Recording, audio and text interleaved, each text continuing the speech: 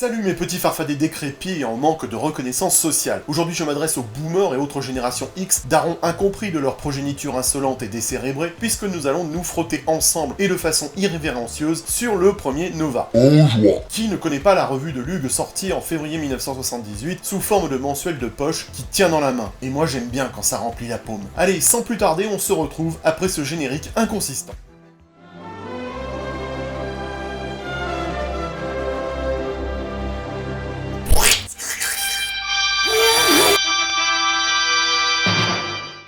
Dès 1978, Nova carbure sec auprès des lecteurs ordinaires, et nous le savons, et pas seulement de Marseille, pour un homme ordinaire, l'essence c'est super.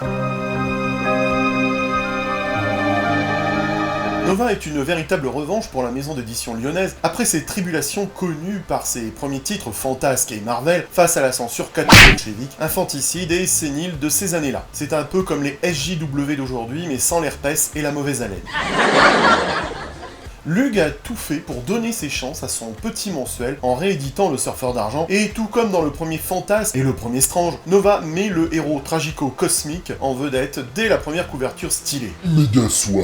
Profitant du capital sympathie de ce héros pleurnichard aimé des Français. Qui plus est, les épisodes de cette série sont publiés dans l'ordre, en couleur et dans leur intégralité. Alors l'intégralité oui, mais pour ce premier épisode, Lug a quand même scindé la première histoire du surfeur en deux, ne publiant que les 19 premières pages de ce numéro. Cette aventure péchue est tirée du Silver Surfer numéro 1 d'août 1968 et traite des origines du petit gars argenté. Stan Lee est bien évidemment au scénario et il est accompagné de Big John Buscema au dessin et de Joe Signott à l'ancrage, mais ça on s'en fout.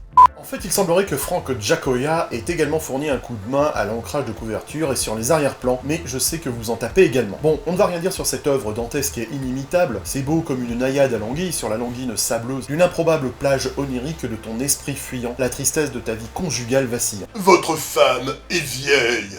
Parle-en à des gens spécialisés qui te prouveront que tu es encore désirable et que ta femme ne te mérite pas. Cet épisode chatoyant est magistralement bien dessiné et ça donne envie de lire, en tout cas plus que les mémoires d'Anne Frank. D'ailleurs, ce bouquin a connu un beau succès critique puisqu'il a remporté le prix Allais en 1968 pour la meilleure histoire complète. Mais je sens que l'audience retombe tout d'un coup. C'est trop intellectuel peut-être ce que je vous raconte là. Vite, rattrape le coup avec une blague salace ou porno. Oui, Boucaquet.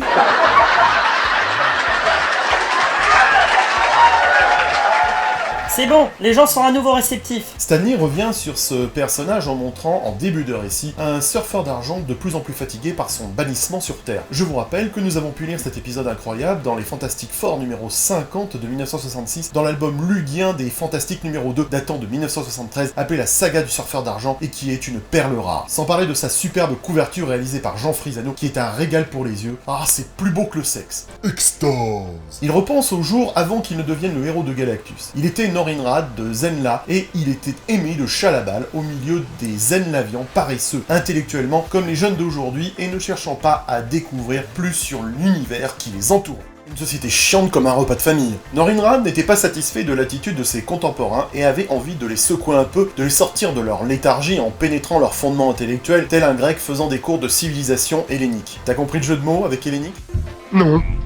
Et lorsque le cornu cosmique est apparu de toute sa magnificence menaçante, il a vu cela comme sa chance de sauver sa planète et de chercher une nouvelle vie. Pourquoi pas d'autres civilisations remplies de filles duveteuses, genre ces jolis canons que tu trouves du côté de Navarone. Magnanime Galactus en fait son héros, comme Jean-Marc, oh putain cette référence est pourrie, et il est devenu le Silver Surfer. Certes, il sauve sa planète et il reçoit une nouvelle vie, mais le prix à payer est de renoncer à son ancienne vie et à son amour. Après je trouve que Chalabal n'est pas top. Elle ne m'a jamais dégelé le moujik. Ça, c'est ton opinion personnelle. Dans ce récit, le Silver Surfer est perçu comme une menace par les militaires qui lui balancent quelques missiles à la tronche parce qu'ils ont que ça à foutre, et finalement, ça gave le petit gars argenté qui aspire à pouvoir retourner sur sa planète natale. Une attaque de Yeti, et non je n'ai rien fumé, lui rappelle ses premières rencontres avec Hulk et le Docteur Fataliste. Je ne résiste pas à l'idée de vous renvoyer à ce magnifique album de Lug datant de 1974, qui a de quoi vous titiller la fibre nostalgique quand on revoit sa belle couverture. Oh, you touch my tra-la-la. Dans cet épisode, c'est la première fois que le Silver Surfer mentionne sa planète natale, Zenla, ainsi que son vrai nom, Norinrad, et celui de sa bien-aimée, Chalabal.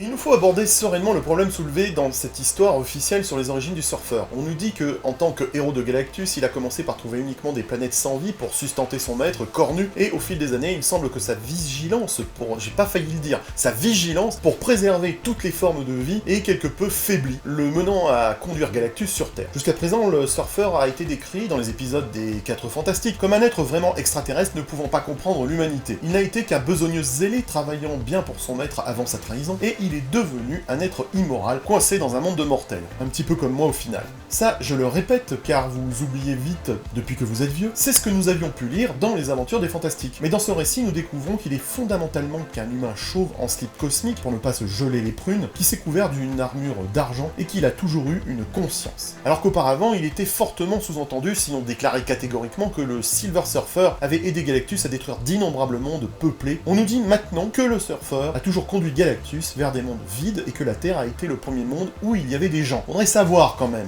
Mais j'entends déjà d'ici les esprits chagrins s'offusquer comme de prudes jouvencelles au cul déshérité, et je le dis tout de suite, cette contradiction entre les premiers récits et cette origin story n'enlève en rien au plaisir de la relecture de son aventure, et les dessins de Buscema arrivent à nous faire oublier ses considérations oiseuses. C'est beau et c'est agréable à lire. Au passage, je ne saurais trop vous conseiller d'investir dans l'intégrale velue du Panini dédié au Silver Surfer qui retrace tous ces épisodes, et c'est un régal.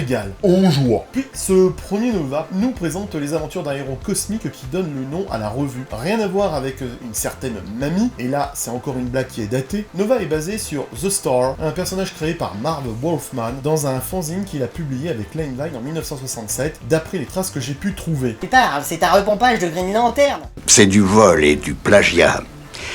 J'aime pas trop les voleurs et les fils de pute. Le design du personnage a été peaufiné par John Romita Sr. et il semblerait que le but de cette bande dessinée était de créer un livre de super-héros simple et joyeux, sans beaucoup de drame ni d'ambiguïté. Oui, je sais, j'ai du vocabulaire. L'avis de bien des lecteurs de l'époque, comme d'aujourd'hui d'ailleurs, c'est que la série Nova est l'une des pires créations de Marvel des années 70.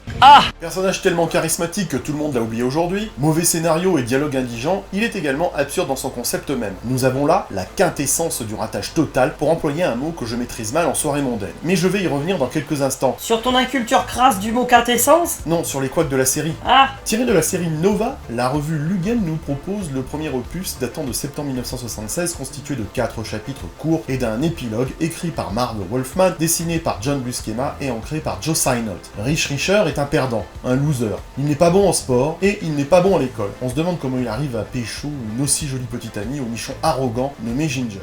Mais Rich va croiser la route d'un soldat extraterrestre mourant appelé Nova Centurion qui traque un criminel zadiste et assisté de l'espace. Rire de droite.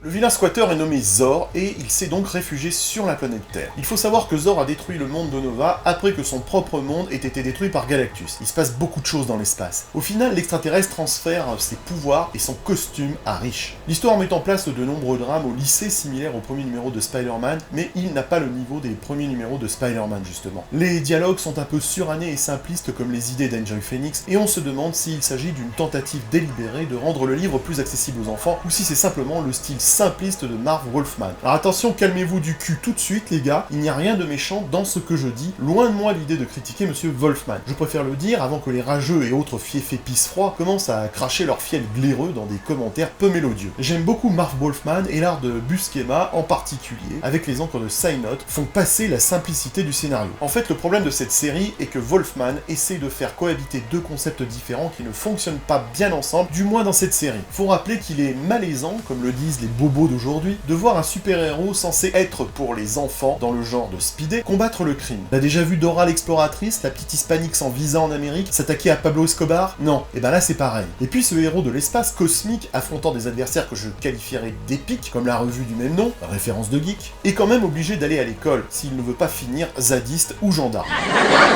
J'imagine que préparer ta composition pour lundi prochain sur l'imaginaire et l'invitation au voyage laisse peu de temps à Nova pour effectuer des voyages spatiaux à long terme et aux histoires impliquant Xandar. En vérité, je vous l'ai dit, cette série n'a pas de quoi nous polir le chinois.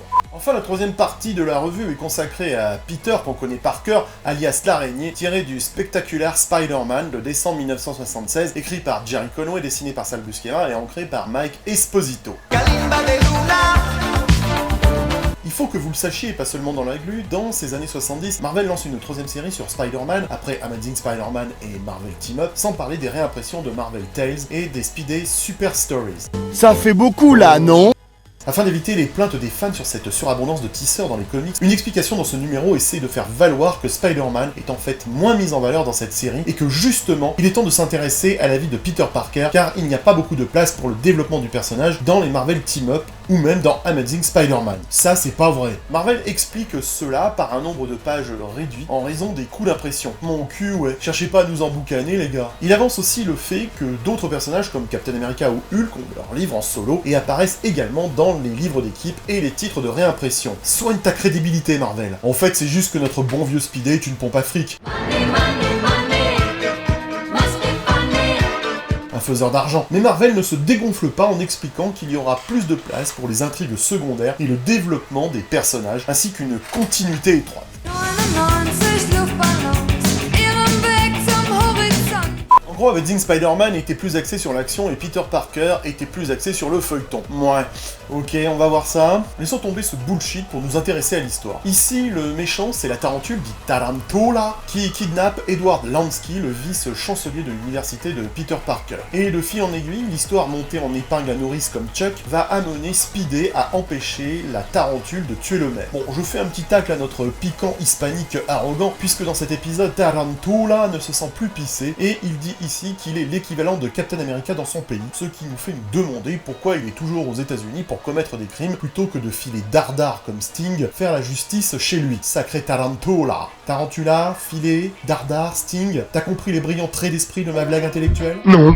Et voilà pour l'histoire donc qui se résume à une nouvelle rencontre entre les deux araignées. Et c'est tout pour l'intrigue. Bon, on se réjouit quand même de ce nouvel affrontement entre les deux arachnides puisque Tarantula a commencé à agresser Spidey pour la première fois dans Amazing Spider-Man 134 et 135, je le rappelle quand même, et les vieux lecteurs ont pu voir ces épisodes dans les Strange 109 et 110, début 1979. Pour ma part, je l'ai découvert dans l'épisode de l'Amazing Spider-Man 148, vu dans le Strange 116 d'août 1979, qui est cher, je le sais, à mon ami le French Geek. Et alors, l'exploration du personnage de Peter Parker dans tout cela, par cette nouvelle formule, me direz-vous? Eh ben, on la cherche encore. Après, on ne va pas gueuler. En termes de qualité, ça vaut bien un bon Marvel Team Up. Voilà, que retenir de ce petit bijou des éditions Lug? Eh bien, que c'est un indispensable à avoir dans sa culotte, je ne sais pas pourquoi j'ai dit ça. Il fait partie du kit nostalgie incontournable qui fait du bien à ta mémoire vacillante. Je suis vieux! Acquérir aujourd'hui ce petit bijou des maisons lugiennes est une folie. Faut vraiment avoir une paye d'enculé, comme le dit mon beau-frère Cassos, mais moi je préfère dire avec plus d'élégance que c'est un peu cher. Il suffit de regarder le prix auquel il est vendu pour dire que c'est abusé. Quoi? 99 €? Même Emmanuel Valls ne vendrait pas sa mère à ce prix-là. Sérieux les gars, vous comptez acheter ces Nova à ces prix-là? Mais vous êtes des gros tarés!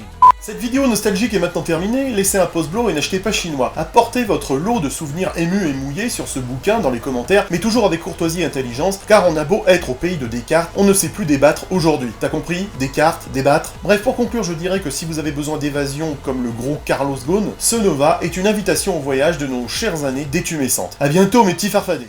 Philippe, je sais où tu te caches. Viens ici que je te Non, Abdel Rauf Dafri. Mais enfin, ça va pas. Mais c'est juste insupportable.